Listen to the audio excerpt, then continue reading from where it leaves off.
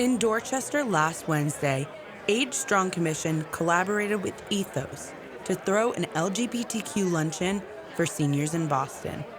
You are the most powerful and pure examples of the idea that the greatest form of love is actually to be fighting for the future, believing, having such strong faith in changing what's possible, even when society won't let you be your fullest self with the sense of dignity in that moment.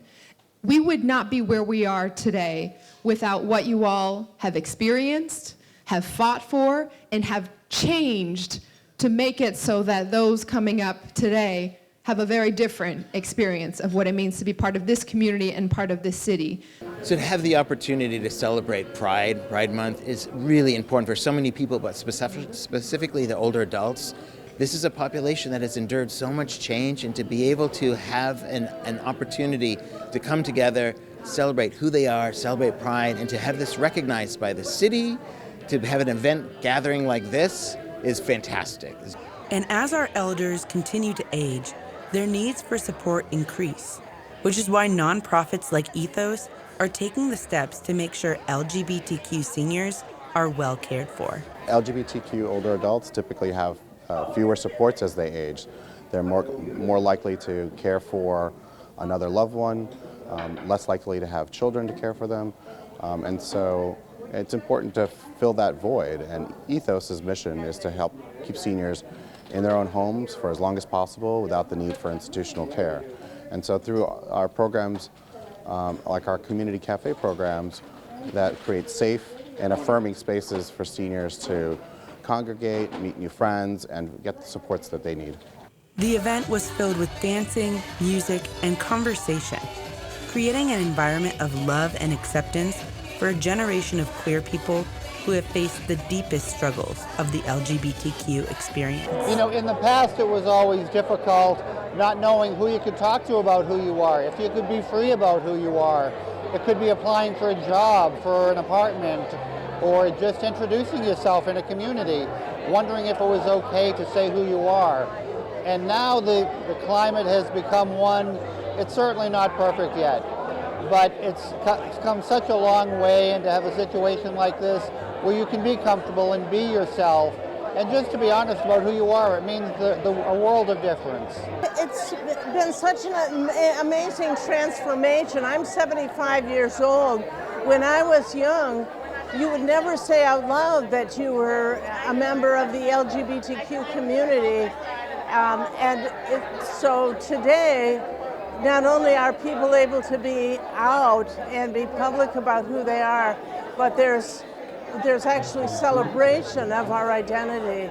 And what we need is more of that. What we need is more institutions, more elements in our society to accept and love and appreciate who we are. These seniors founded the path to creating a safe space for queer people in our society. And their influence on the acceptance of LGBTQ folks has set the precedent for the future. I love events like this because they really show us that in order to be a successful community, a successful city, we need to honor each other for who we are. We need to accept each other. We need to find strength in our diversity. And our older residents, the folks in this room, the LGBTQ seniors in this room have really paved the way for others, and they've built a community in Boston here of acceptance, of understanding, and of diversity. We've come a long way as the LGBTQ plus community in terms of acceptance across society, but we still have many issues such as housing, job security, and discrimination that still persist and that we still fight against to this day. And we stand here with our seniors to learn from their legacy and follow in their footsteps on behalf of our entire community. The day was about honoring the work and sacrifices made by the elders of the community.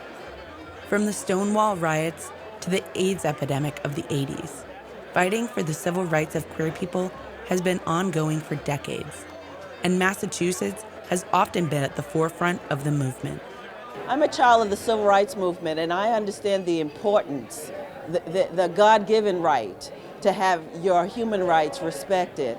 I'm also, part of the LGBTQ community, so it's just one more step towards another demographic group that has been marginalized but has the right to full citizenship.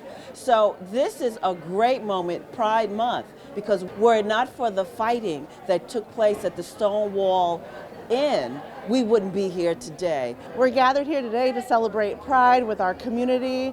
Today is not just a day to remember all the things that we have done, but all of the work that we still have before us. Today we're also honoring the 20th year celebration of marriage equality here in Massachusetts, including all of the seniors that did so much work to get us to where we are today.